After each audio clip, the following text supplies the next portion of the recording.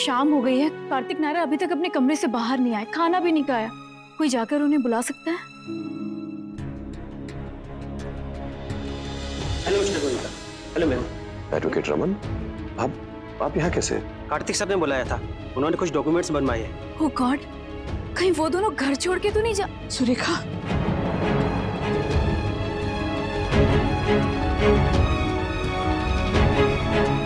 Hello mister Raman. Hello sir. Papers ready हो गए? हाँ सर।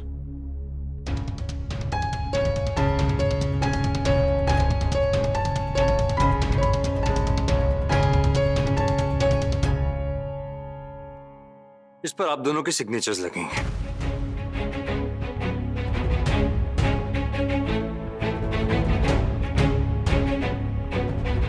क्या है ये?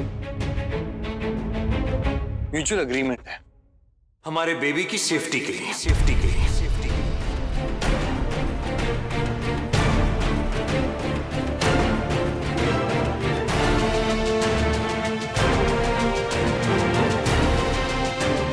इसमें लिखा है आप दोनों हमारे बेबी को छू भी नहीं सकते।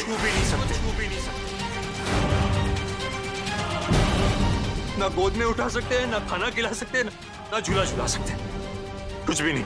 हाँ, उसे देख सकते हैं, लेकिन कुछ फुट की दूरी मेंटेन करके, और वो भी सिर्फ तभी जब मैं और नायरा उसके साथ हो तो, वरना नहीं।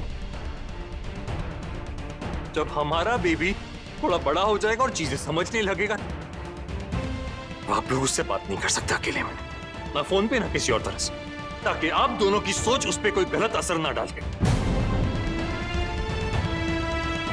और अगर आप दोनों में से किसी ने भी ये एग्रीमेंट तोड़ने की कोशिश की, तो मैं और नायरा हमारे बेबी को लेकर उसी वक्त घर छोड़कर चले जाएंगे।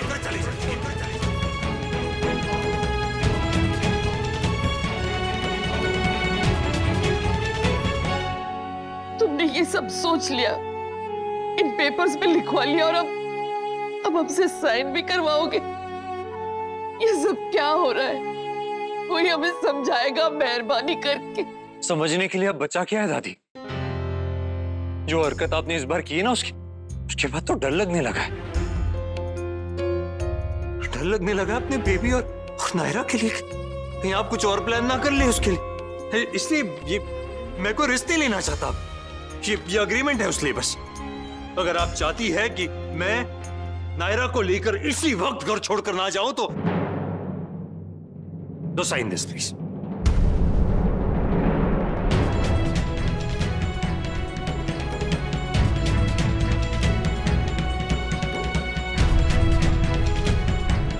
इतना ही समझते हो हमें? आई डोंट नो पापा। समझने के लिए अब पता नहीं क्या सोचूं क्या नहीं। बस साइन कर दीजिए प्लीज।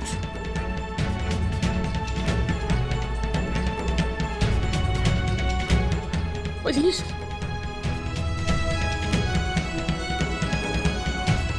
साइन कीजिए माँ। मनीष बेटा, साइन कीजिए माँ।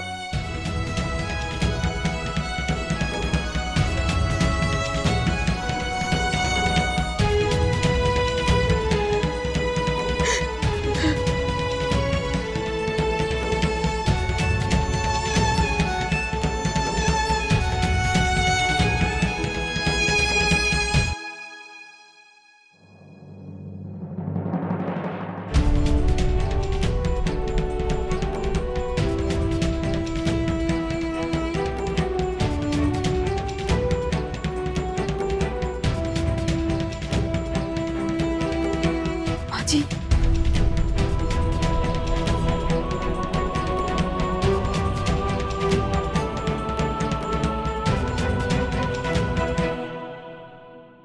दादी ने जो किया उसके लिए sorry Naira, but you don't worry, तुम्हारे बेबी को कुछ नहीं होगा। हम सब तुम्हारे साथ हैं।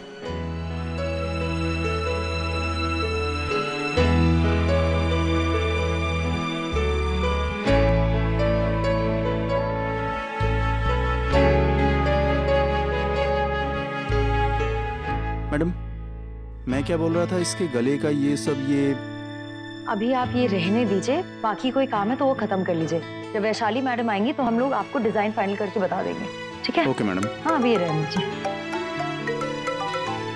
हेलो वैशाली, कहाँ पे हो तुम? डोंट आस्क यार। अभी एक मीटिंग फिनिश की और दूसरी के लिए जा रही हूँ। I am already running late.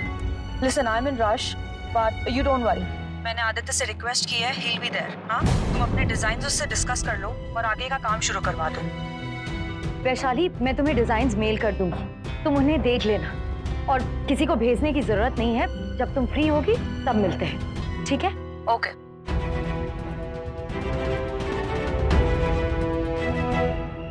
Naira, तू ठीक तो है ना? कोशिश कर रही हूँ बड़ी दादी, पर बात सिर्फ मेरी नहीं है, बाकी सब भी तो ठीक होने चाहिए ना। कुछ हुआ है क्या उसके बाद? कार्तिक दादी से बहुत नाराज है।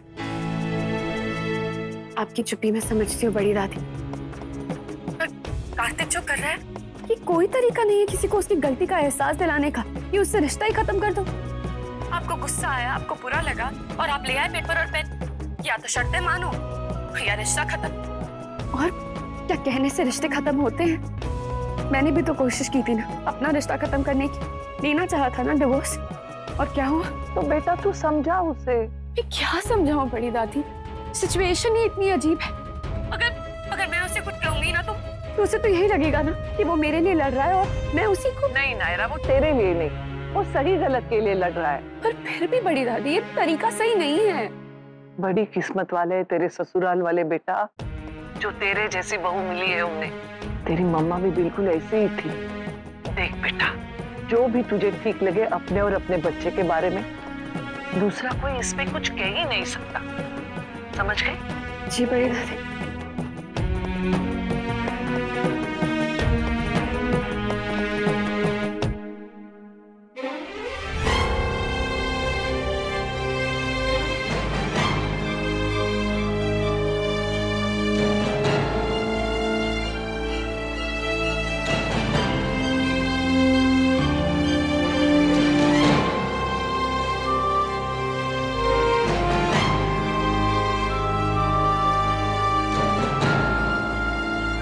ऐसे नहीं चलेगा कार्तिक, सब ठीक करना होगा हमें।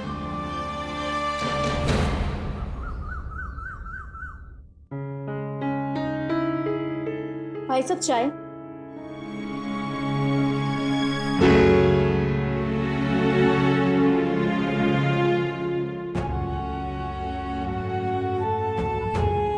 हम कुछ कहेंगे ना तो गलत मतलब निकालेंगे सब। ऐसा कच्चा सूखा सैलेड कैसे करेंगे?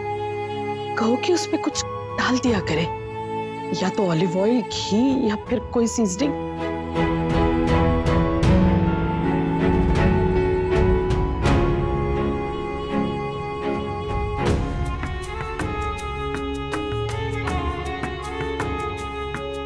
कच्चा सैलेड पचाना मुश्किल होता है, थोड़ा पका लिया करो या फिर उसमें कुछ डाल दिया करो, ऑलिव ऑयल या घी या फिर कोई सीजनिंग। हवेली से आया है घी तो कुछ गलत भी नहीं होगा और तुम्हें शक भी नहीं होगा कि हमने बनाया है।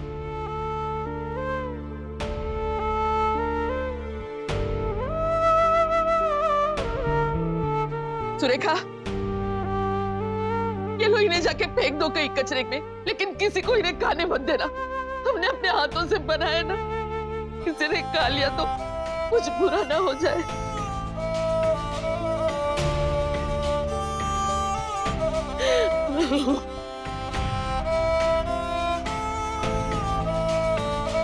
नायरा जूस पियो।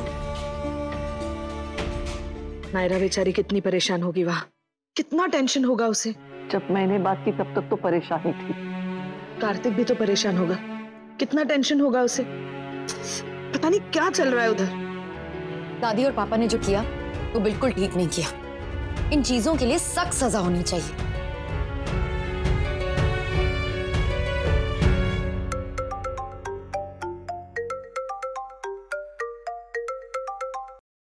हेलो। हाय कीर्ति, आदित्य है।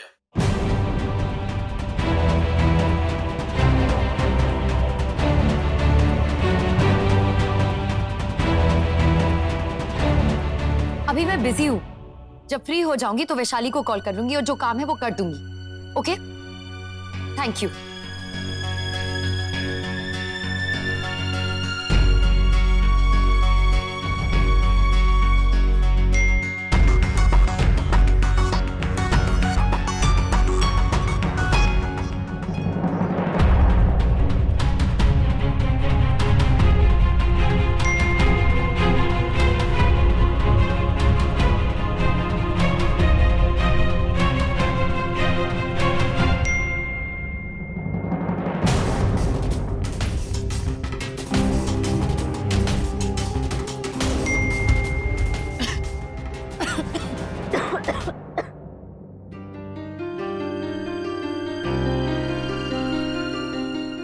ठीक हो ना तुम?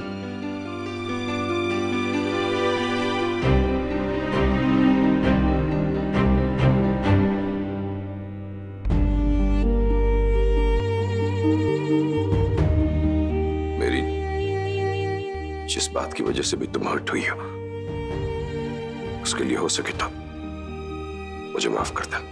पापा,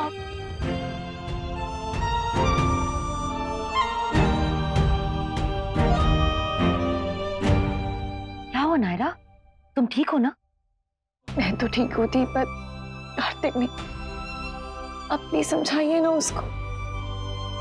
आई नो जो भी हुआ वो गलत हुआ, और वो जो भी कर रहा है वो मेरे लिए और बेबी के लिए कर रहा है, पर इसकी जरूरत नहीं है अभी।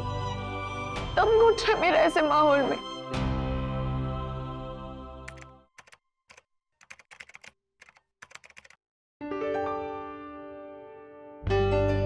तू कब आई? बस थोड़ा समय हो गया। ऐसे अचानक ही आ गई? हाँ, वो माँ का फोन आया था तो वो चाहती थी कि मैं तुझसे बात करूं। पापा की वकालत करने आई? इतना ऑफेंस क्यों ले रहा है? बात भी नहीं सुनेगा अब मेरी? क्या सुनूं मैं तेरी बात? तू अगर कहेगी कि वो गलत नहीं तो मैं मान लूंगा, मेरा अपना दिमाग नहीं है। और फ्रैंकली स्पीकिंग ये बात दिमाग की भी नहीं है कीर्ति, दिल की है। आई अंडरस्टैंड, लेकिन तू ये बात नहीं समझ रहा है कि पूरी गलती पापा और दादी की नहीं है। वो ऐसे ही हैं। तो उन्हें बदलना पड़ेगा। आसान नहीं होता उन चीजों को बदलना जिनके साथ आप बड़े हुए हैं। आपकी सोच आपकी जिंदगी का हिस्सा बन जाते हैं, और उन्हें काट के अलग कर देना पॉसिबल नहीं है कार्तिक। कोशिश तो की जा सकती है ना कीर्ति? ऑफ कोर्स की जा सकती है, पर अगर कोई नहीं कर पा रहा तो आप उसको अपनी लाइफ से अलग नहीं कर सकते। आपको उसकी मदद करनी चाहिए। हम हर्ट हुए हैं, उसका ये मतलब नहीं है कि हम उन्हें भी हर्ट करें। मैं किसी को हर्ट,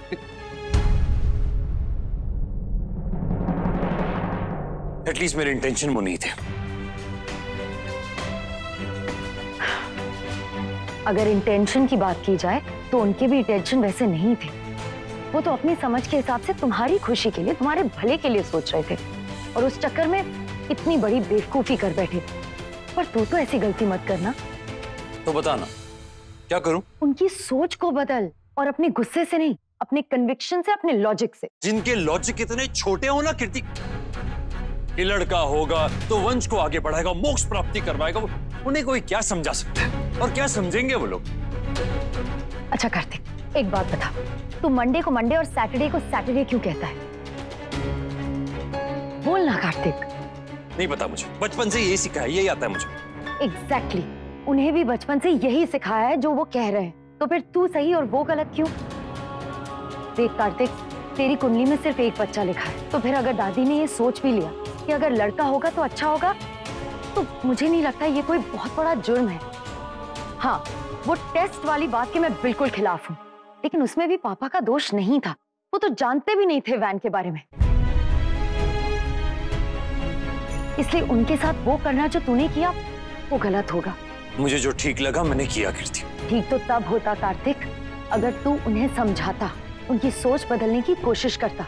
तूने तो डायरेक्टली सजा सुना दी उन्हें। कार्तिक, वो लोग क्रिमिनल नहीं हैं, हमारे अपने हैं, बड़े हैं हमारे। 100 गलतियां माफ की हैं उन्होंने हमारी। सालों तक तुमने पापा से बात नहीं की for no fault of his, लेकिन फिर भी उन्होंने तुम्हें कोई सजा नहीं दी। हजारों बार बदतमीजी की है तुमने उनके साथ, लेकिन फिर भी उन्होंने तुम्हें माफ किया। लेकिन तुम उनकी एक बात के लिए उन्हें माफ नहीं कर पा रहे हो।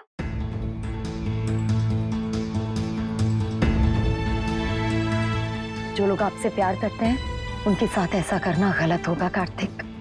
एक पेपर पे कुछ लाइंस लिख देने से ना तो रिश्ते बनते हैं और ना ही टूट सकते हैं। बाकी तुझे जो सोचना है, जो करना है, तू कर सकता है। It's up to you.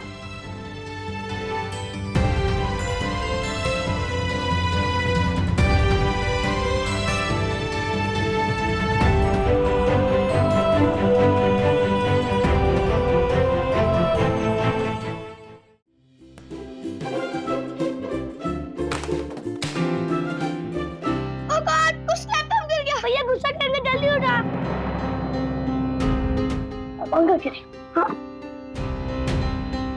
On ही नहीं हो रहा है। लवकुश, लवकुश क्या हुआ तुम दोनों को? सॉरी भैया, हमसे गलती से लैपटॉप गिर गया, सॉरी भैया। अब प्लीज हमें डांटना मत, प्लीज प्लीज। अच्छा ठीक है, रोना बंद करो, मैं कुछ नहीं कहूंगा। सॉरी। जाओ पढ़ाई पे ध्यान दो, इसका मैं देखता हूँ क्या होता है।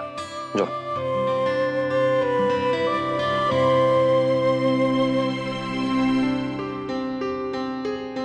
कार्तिक, माफ कर दिया तुमने लवकुश को? गलती हो गई, उनसे माफ किया जा सकता है। एग्जैक्टली, गलती माफ की जा सकती है किसी की भी। बड़े भी तो हमारी इतनी गलतियां माफ करते हैं ना कार्तिक, तो कभी कभी छोटों को भी बड़ों को माफ कर देना चाहिए। कार्तिक, कल हम भी बड़े बनेंगे, हमारे भी बच्चे होंगे, और जरा सोचो अगर वो हमारी किसी बात से हर्ट हुए और उन्होंने भी हमें माफ नहीं किया, इस तरह नाराज होकर हमसे बैठे रहे, तो कैसा लगेगा हमें? और अगर हम हर गलती को इस तरह पकड़ के बैठ जाएंगे तो एक दिन सारे रिश्ते खत्म हो जाएंगे कार्तिक, और रह जाएगा सिर्फ अफसोस, है कि नहीं कार्तिक? जब हम अपने पुराने और इतने स्ट्रॉन्ग रिश्ते नहीं संभाल पाए, तो बच्चे के साथ नया रिश्ता कैसे संभालेंगे? उसे उसकी किसी गलती पे माफ कर पाएंगे आप, या फिर रोज नई बात पे नाराज हो जाएंगे उससे और मुंह फुला के बैठे रहेंगे? किसी और के लिए नहीं, अपने लिए माफ करने की प्रैक्टिस शुरू कर दो कार्तिक।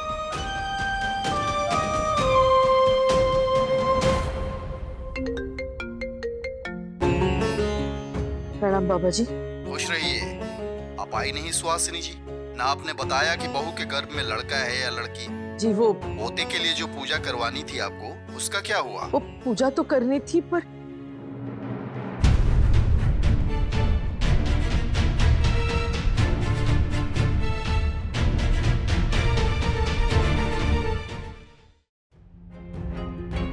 हम आपसे बाद में बात करेंगे बाबा जी।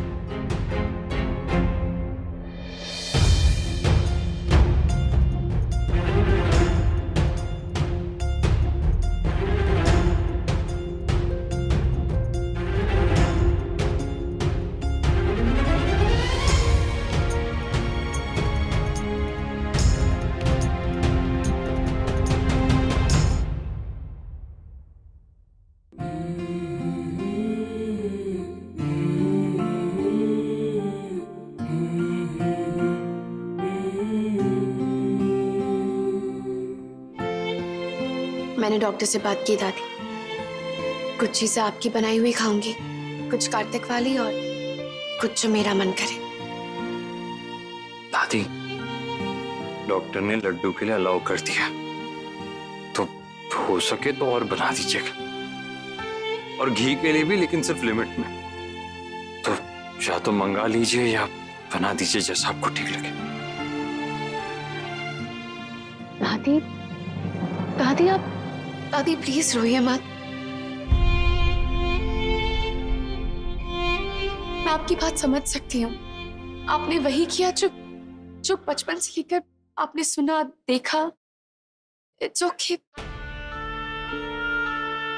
बहुत लोगों को बेटी चाहिए होती है और बहुत से लोगों को बेटा।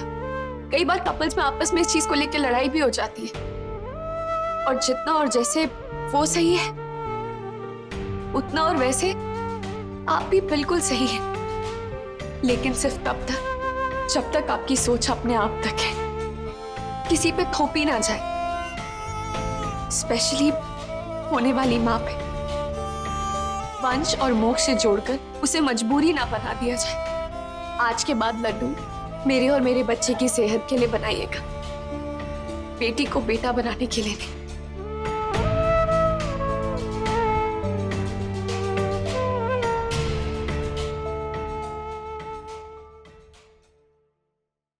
ये रिश्ता क्या